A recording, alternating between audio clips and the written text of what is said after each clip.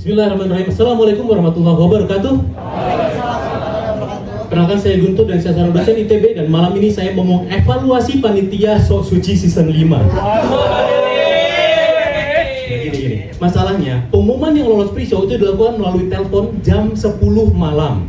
Saya sudah menikah, punya anak umur 3 tahun.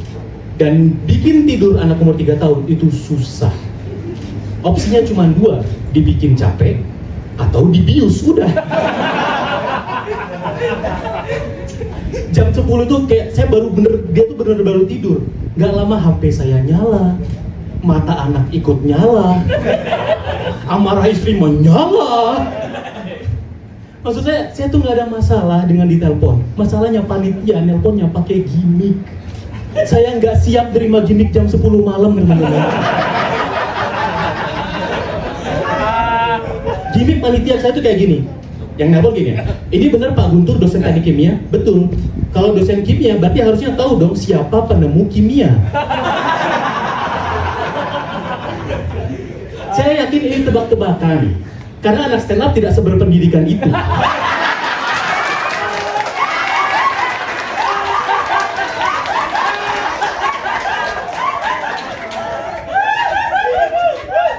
Tapi kan saya dosen, ada amanah undang-undang bahwa saya harus mencerdaskan kehidupan bangsa dan memberikan data sesuai dengan fakta.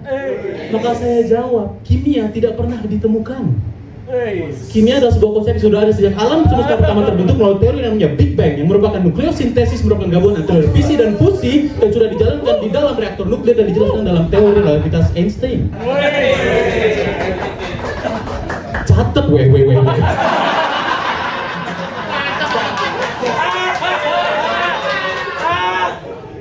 Panitia yang nelpon saya diem, kemudian jawab, salah.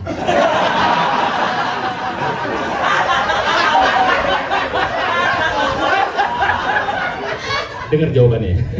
Jawabannya yang benar adalah band padi. Karena ada liriknya, kimia ku temukan. Apa perasaan kalian jam 10 malam denger jok kimia ku temukan? Saya kan nggak tahu siapa yang nelpon ya. Saya lihat kontaknya begitu itu, namanya adalah Eman Junot, ketua stand up Indo Bandung, ketua jokesnya kimia.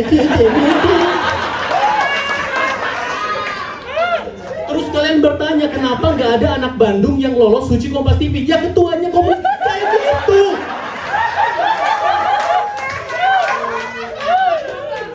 Setelah ditelepon nggak selesai, anak saya kan bangun, harus tidur lagi. Capek, jam 10 dia tidur jam 1. Itu pun dibius. Istri saya tuh sampai emosi kayak, tadi siapa yang nelpon teman stand up? Ih, nggak beretika ya. Dia saya bilang, gak usah diangkat harusnya tadi. Saya hampir gugur sebelum bertanding.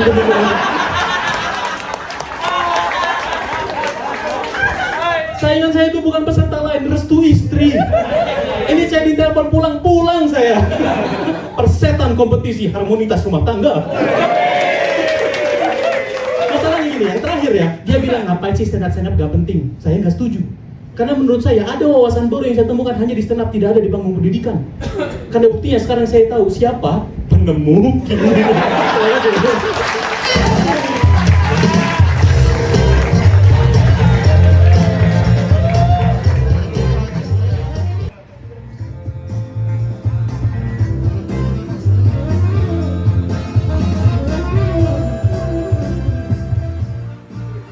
Bismillahirrahmanirrahim. Assalamualaikum warahmatullahi wabarakatuh. Tema teknologi. Perkenalkan, saya Guntur dari Institut Teknologi.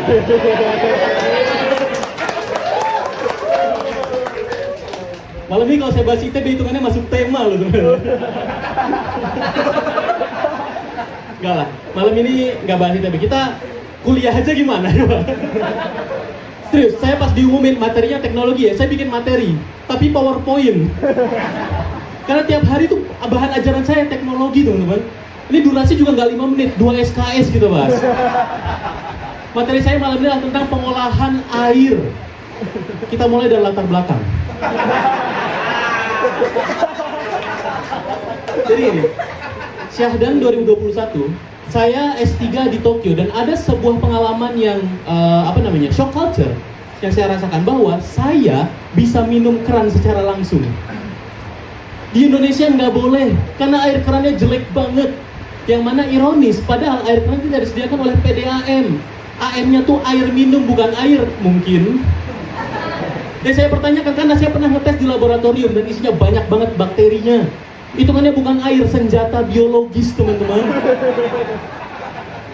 Itu kita ekspor ke Palestina merdeka tuh sekarang. Makanya cuman ada 2 momen saya tuh minum air keran di Indonesia. Pertama, saat terpaksa, panas nggak ada pilihan.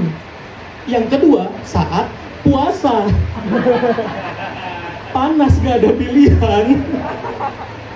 Saya kan punya ilmu teknologi pengolahan air, mikrobiologi kesehatan, semua sirna.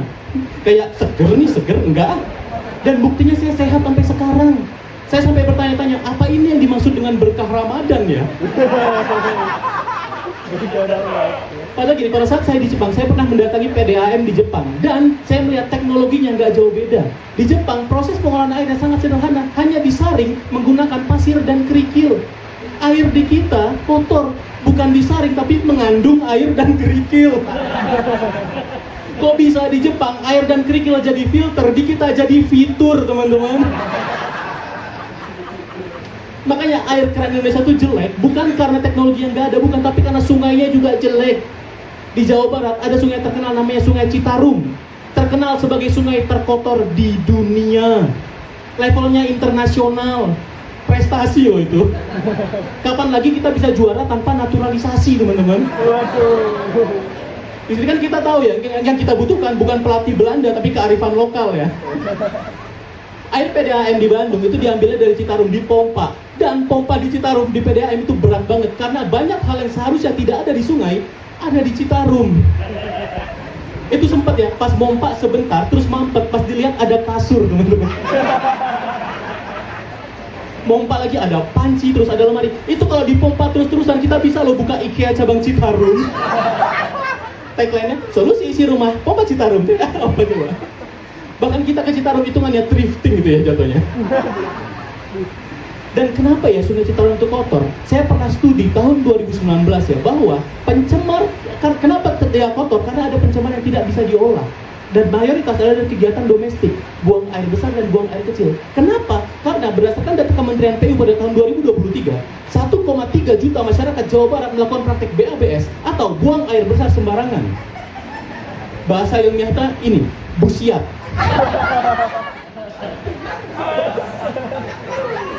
Yang kalian perlu tahu, jumlah pengangguran di Jawa Barat 1,3 juta orang. Maksud saya kalau nganggur minimal cebok. Ya Mang Kamal.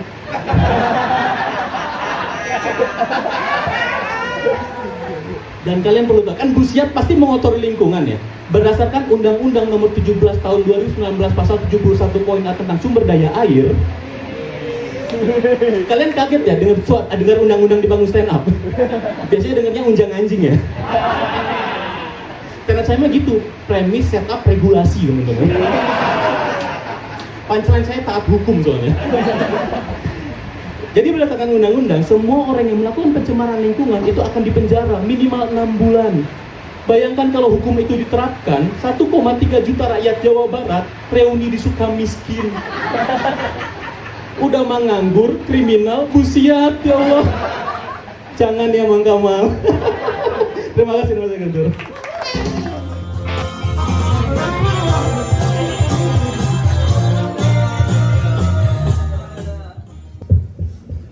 Bismillahirrahmanirrahim. Assalamualaikum warahmatullahi wabarakatuh. Perkenalkan, saya Guntur, dosen ITB, dan saya tidak setuju konsep olahraga. Simple, karena menurut saya olahraga tidak ilmiah. Bukan karena saya malas, bukan, tapi hasil studi literatur yang terstruktur.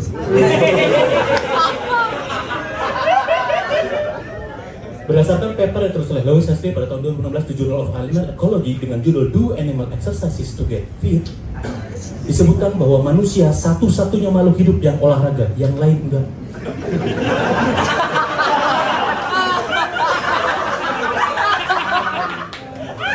Kita tuh olahraga melawan hukum alam, teman-teman. Simpel deh, kalian pernah nggak lihat hewan olahraga? Kalian pernah lihat kucing jogging? Kucing itu bisa jilat-jilat biji tanpa stretching, teman-teman.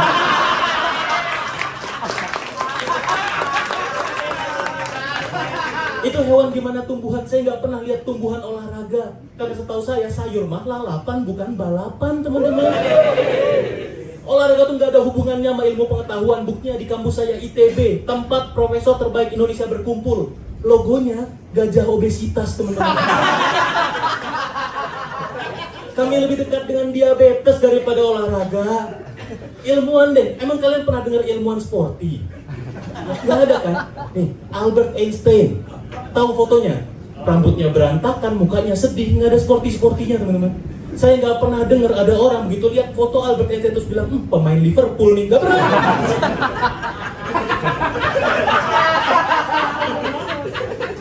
Tekabengetan. Saya tuh lebih pernah dengarnya kayak, gembel nih, gembel. Makanya saya sekarang kalau ngeliat gembel, positive thinking. Jangan-jangan dia pemain Liverpool, teman-teman.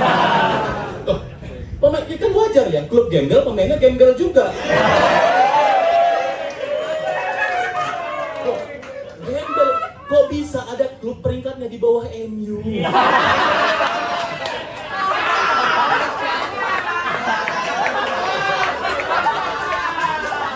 Ilmuwan lain, Isaac Newton, penemu teori gravitasi. Dia dapat inspirasi karena dia ketimpa apel dari bawah pohon.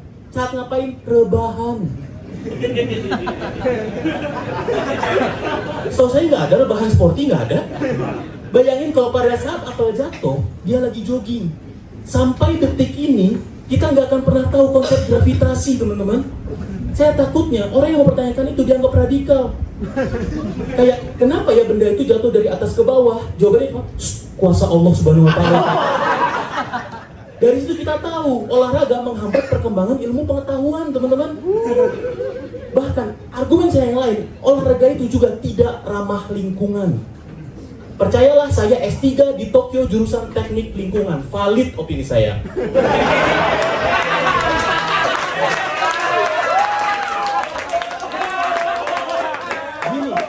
Gini ya, konsep olahraga adalah bergerak.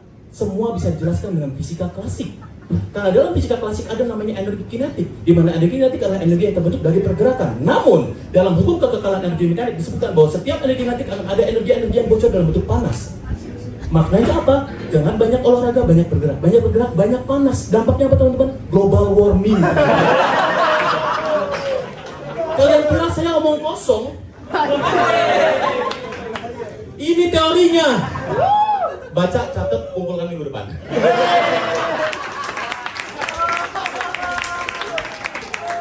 Olahraga itu menyebabkan global warming. Makanya sekarang saya ngeliat orang olahraga jatuhnya sujon.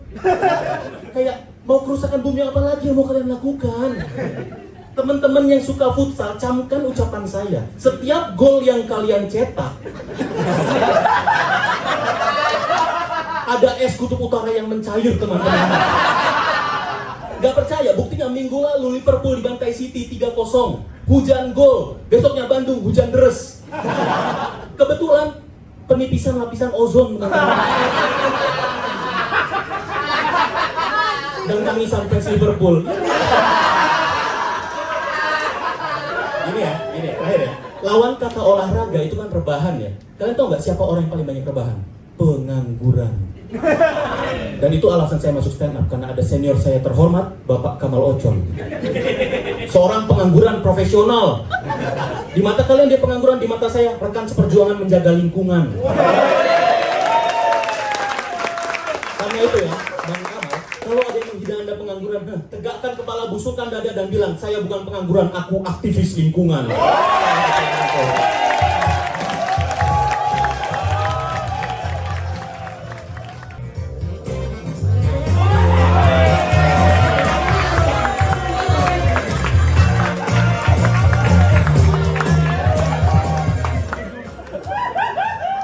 Bismillahirrahmanirrahim. Assalamualaikum warahmatullahi wabarakatuh.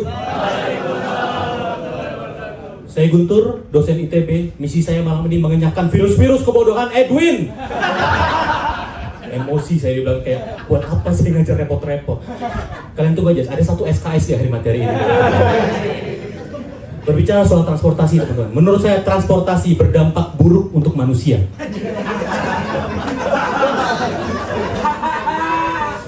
Berdasarkan data dari WHO tahun 2018 disebutkan bahwa transportasi adalah penyebab kematian tertinggi ke-8 di dunia. Jumlah korbannya 1,3 juta orang per hari. Angka ini 2 kali lipat lebih tinggi daripada korban HIV. Dari sini kalian tahu kan, kesimpulannya, resiko terbesar orang open BO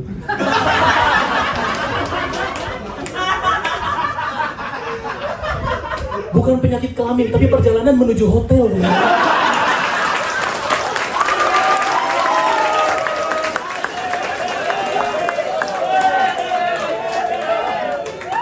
Dampaknya apa? Sekarang mobil banyak yang berubah fungsi.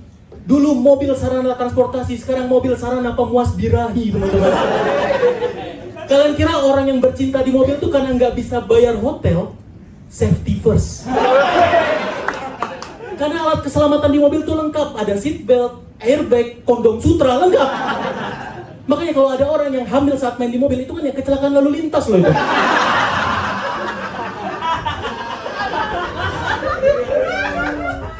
Bahkan gini deh, sekarang perkembangan transportasi makin aneh. Sekarang ada moda transportasi bernama pesawat luar angkasa. Fungsinya nggak guna. Gini deh, tahun 1969 ada pesawat luar angkasa pertama Apollo 11 mengangkat Louis Armstrong, astronot pertama ke bulan. Ngapain dia di bulan? Datang, nancepin bendera, pulang. Udah. Maksud saya kalau cuma datang, nancepin bendera, pulang, apa bedanya sama naik gunung, teman-teman? Bahkan naik gunung lebih enak karena naik gunung ada campingnya. Camping di gunung enak, malam-malam melihat bulan. Camping di bulan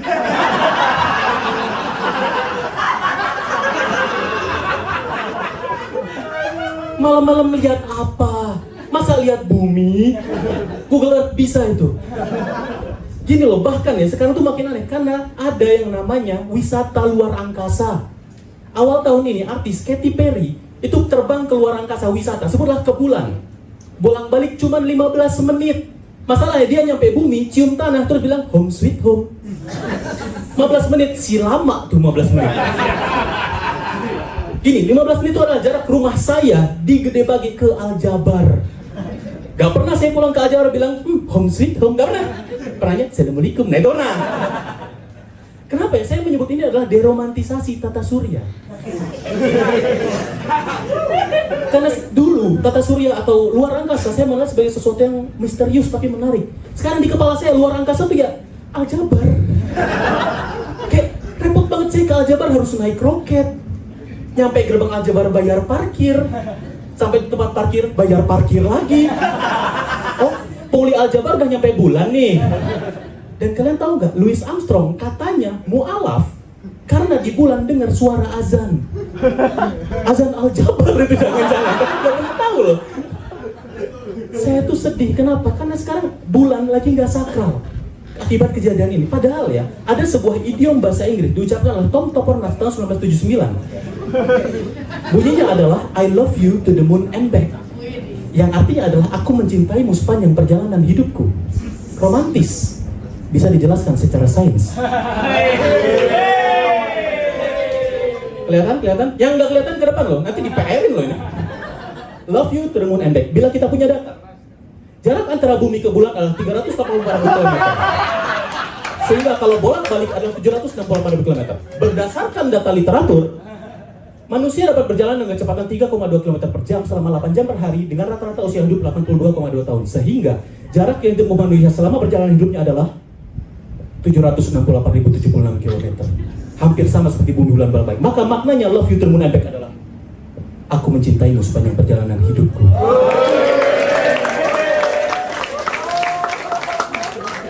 Materi transportasi, cinta dan sains yang lain mana bisa sih?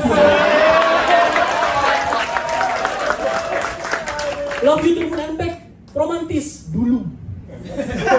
Sekarang bumi ke bulan 15 menit. Cinta apa 15 menit? Itu bukan cinta, bercinta.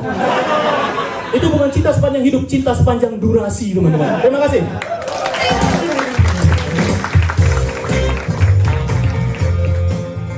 kasih tepuk tangan yang meriah buat Guntur.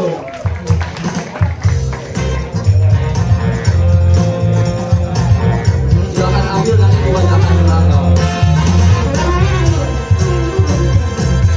Kata misteri buat Guntur adalah tisu basah. Tisu basah.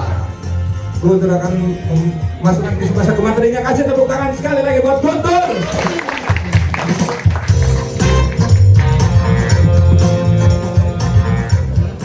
Bismillahirrahmanirrahim. Assalamualaikum warahmatullahi wabarakatuh. Perkenalkan, nama saya Guntur, dosen IPB, dan jujur tema kuliner ini buat saya menyusahkan.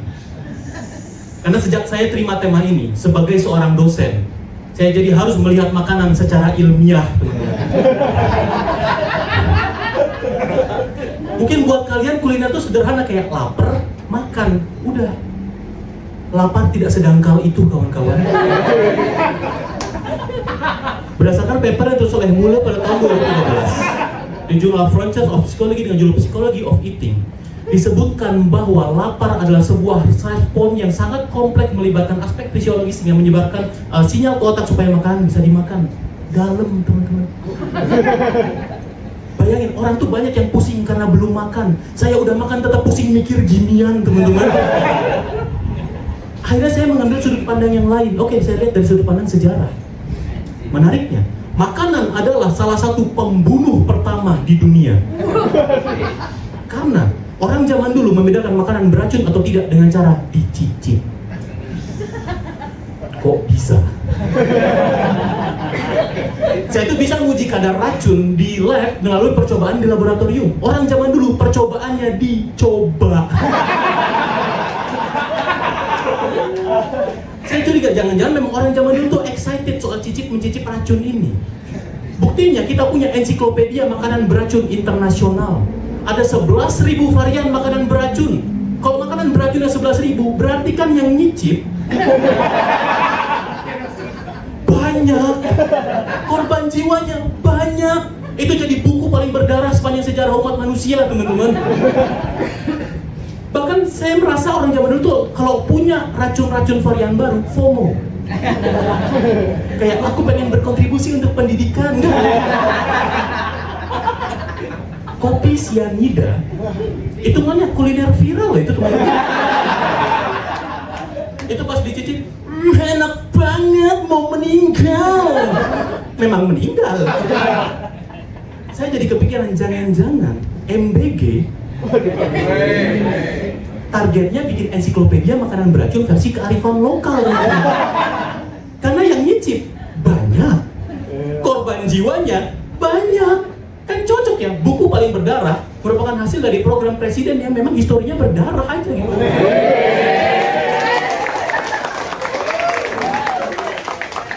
Itu juga isi ensiklopedianya ya varian-varian lokal kayak tumis belatung, hiu saus tomat, tisu basah goreng.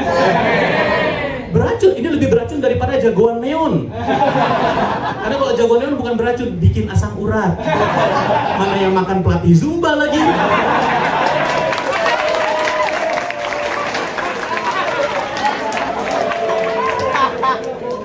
Oh, challenge itu cuma satu kata ya? Enggak, ketantang saya. Jadi deh, kalau kita ngomongin kuliner secara personal lagi, saya pernah S3 di Jepang selama 3 tahun. Dan saya pernah melakukan dosa kuliner yang nanggung. Karena gini, saya tidak pernah makan babi, tapi saya pernah makan coklat bergelatin. Buat yang nggak tahu gelatin, dan saya yakin kalian nggak tahu.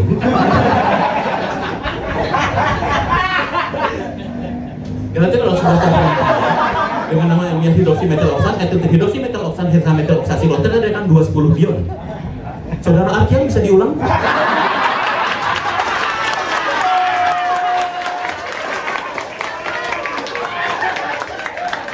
Nggak bisa. Anda tidak memperhatikan pada saat saya mengajar. Anda pelongo-pelongo. Anda ya. Silakan pekan depan kita bahas lagi minggu depan, oke? Perhatiin ya. Gelatin itu bisa terbuat dari babi, dikit, tapi tetap dosa. tapi nanggung. Karena teman saya non muslim tuh bisa menjabarkan bahwa babi itu enak, sehat, dan bergizi. Saya kalau tanya babi rasa apa, ya rasa coklat. Enggak. Terakhir, saya tuh nggak pernah makan makanan dengan rasa Jepang asli. Karena sekarang tuh banyak orang Indonesia yang pindah ke Jepang dan kerja di sana sebagai koki. Saya tuh pernah ke restoran ramen Tokyo, berharap rasa ramen Tokyo, malah disambut dengan, kalian pernah nggak masuk hokben yang nyambut orang Jawa?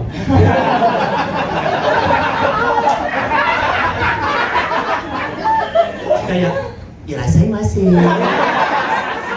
Saya tahu kultur Jepang itu kan nunduk, tapi kan nggak pakai gini ya. Terima kasih.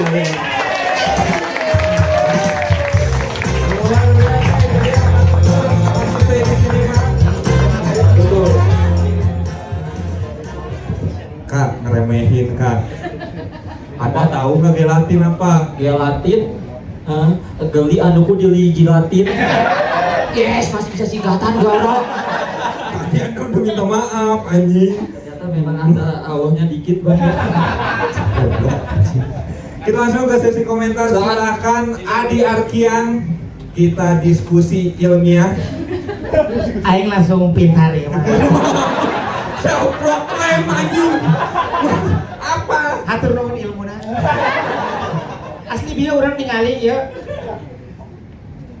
OHCHN Nah, ada di kode GTA. Pusing dia nih. Aji liar aing. Aji orang bisa teh kuliah di ITB. Tidak bisa. Wah, ieu mah demi Allah ieu mah the best dirinya.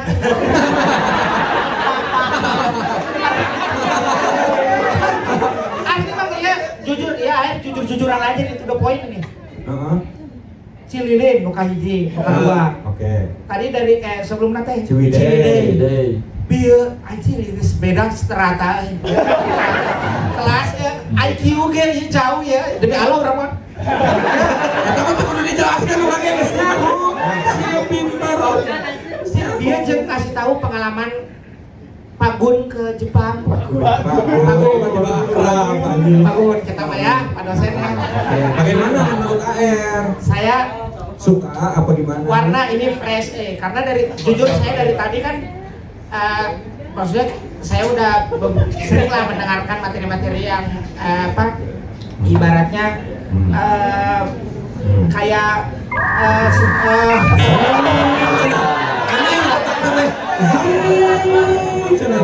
ya maksudnya kayak membawa ke kampungan gitu ya, maksudnya daerah Jepang. maksudnya ini pembicaraan Kopi kebanyakan. daerah Oh, membawa iya. daerah itu kan beberapa kali saya udah pernah dengar sebenarnya. Oke. Ini benar-benar teori aya gelatin, ada penjelasan, ada istilah, ada wah anjing pembalian di otak orang. Anjing, sepanjang eta kesimpulannya aing teu ngarti gitu. Itu mau oke tepuk tangan untuk Adi Argia. Kita ke Cang Anto dulu silakan. Selamat malam Pak Guntur. Malam. Boleh tepuk tangan dong buat Pak Guntur. Ya. Saya ini selalu terpukau gitu dengan penampilan Pak Guntur. Jadi menurut saya ini bukan lagi sekedar penyampaian materi, bukan sekedar delivery, tapi kayak udah aksi panggung gitu buat Pak Guntur. Dan juga saya sangat menghargai effort-effortnya kayak kemarin bawa laptop, sekarang juga Udah nulis gituan goblok S3 gitu. Pengen lihat isi otaknya apa gitu. Tidak si Adi. Orang iya nyaho iya mentol lain baca nya aya mentol ternyata metil anjing.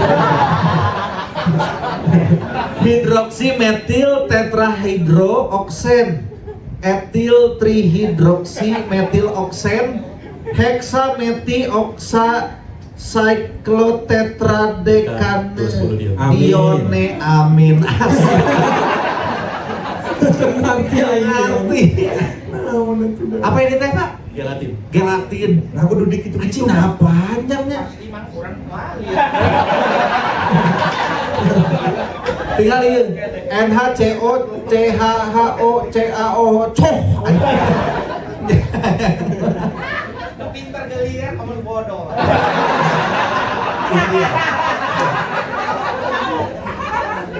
Tadi Pak Guntur yang dipertontonkan oleh Pak Guntur adalah bullying. Ketika Pak Guntur nanya ke Adi Arkian, itu udah termasuk bullying. Karena nggak pasti dirinya otak si Adi terlukai. Sudah pasti itu. Tapi inilah stand up komedi Pak Guntur. Gimana rasanya lu pinter dinilai kudu bodoh pasti. Sampai pecah-pecah kita bisa jadi. Hitung APM dia teuing.